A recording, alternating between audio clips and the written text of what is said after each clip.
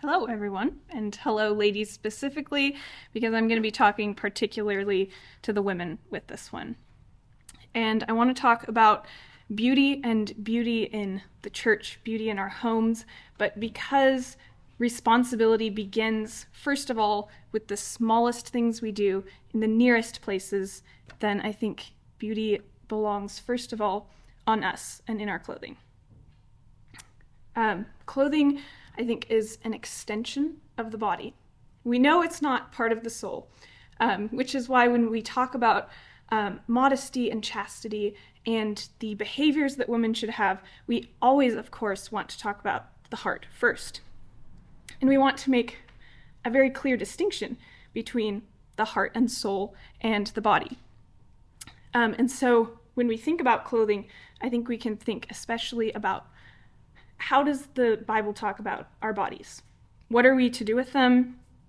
How are we to use them in the service of other people? And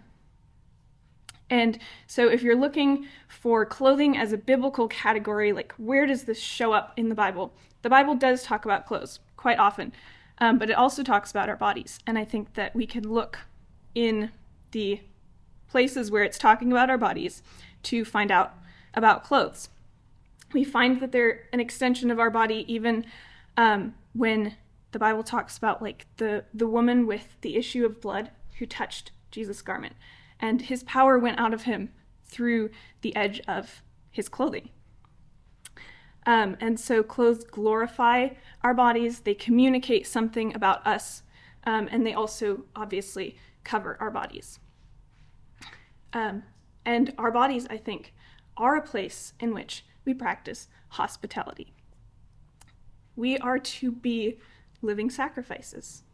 We are to give ourselves as a living sacrifice. As Christians, we are to live in our souls and in our bodies for other people, and specifically, especially for our brothers.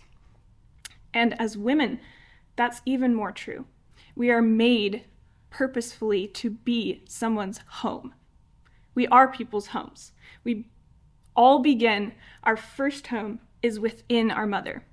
And so, as women, our bodies are a home with which we can practice hospitality. And most obviously, that is for children. But that also goes for everyone around us. We can use ourselves to give to other people. Now, to apply this, I have two sections in terms of what hospitality actually looks like in clothing. The first one is, it's not about you. And the second one is, it does not just happen. So firstly, it's not about you. Your clothes are not first and foremost a piece of self-expression, a piece of fashion. They're not necessarily simply for practicality. And they're not simply to be comfortable. When we get dressed each day, there are things that we need to think about for ourselves to keep our bodies protected and to be comfortable and to enjoy.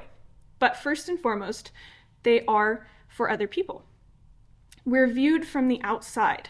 We don't have eyes that are turned onto ourselves. We do exist physically in the world, perceived by other people and not really perceived by ourselves. We don't walk around looking in the mirror all the time. And so whatever we have on the outside, whether it's our God-given features or the things that we put on to glorify our God-given features, that's something that belongs in some way to the people around us. I don't think that mirrors all the time are a good idea. We're just not made for that. We're not made to be looking at ourselves. And God gives you beauty. Humans need beauty. All people love to look at beautiful things. And women are the most beautiful thing in creation. We are the peak of creation. And so you being beautiful is actually a gift to everybody who gets to look on you. So I think it's something that as young women, we actually get to think about is, am I giving a gift to the people around me? And this definitely applies to our clothing.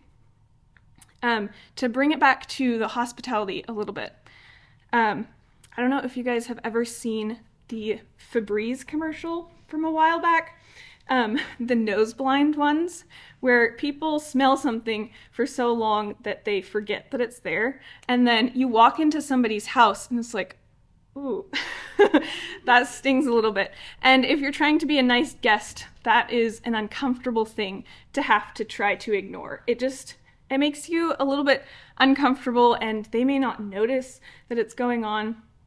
Similarly, like if you're at somebody's house and you get a hair in your food, just that kind of cringe moment. And that's what I think in being hospitable with our clothing, we need to avoid, is giving other people that reaction. Because if you walk into somewhere and your brother has to go, oh, and pretend that nobody notices, that is very inhospitable. You are making the people around you uncomfortable. And maybe it's not a big deal, and maybe it's not even a sin, but it is inconsiderate. So I think that modesty is a way that we can make people comfortable. And then also, I think you should want to be attractive, which may or may not be a commonly held belief, but we are made to be seen, we are made to be loved, and we are made to get married and have children. And so I think if you are desiring to be beautiful and desiring to be attractive to the people around you, that is a good thing. It's a worthy goal. And that includes both a positive and a negative side. On the negative side, you don't want to be unattractive because the Christian brothers who are upstanding have to look away from you.